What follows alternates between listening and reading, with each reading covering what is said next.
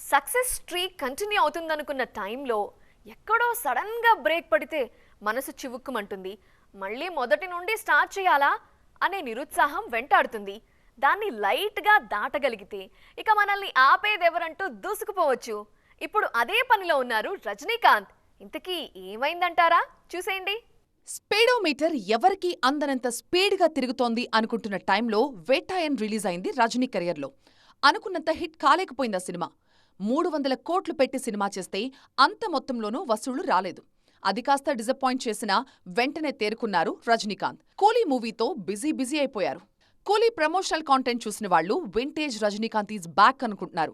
Already విక్రమ్తో కమల్కి super duper hit cinema ఇచ్చేసిన లోకేష్ కనగరాజ్ తలైవర్ కోసం పక్కా ప్రాజెక్టే రెడీ చేశారు అన్న మాటలు వినిపించాయి.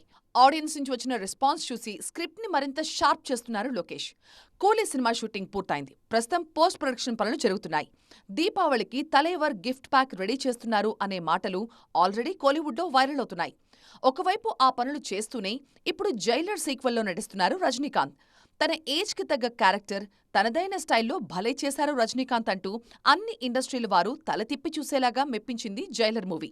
ఇప్పుడు ఈ సినిమాకి పర్ఫెక్ట్ సీక్వెల్ని తెరకెక్కిస్తున్నారు నెల్సన్. ఫస్ట్ పార్ట్తో పోల్చితే సెకండ్ పార్ట్ నెక్స్ట్ లెవెల్లో ఉంటుంది అని నెల్సన్ చెప్తున్న మాట.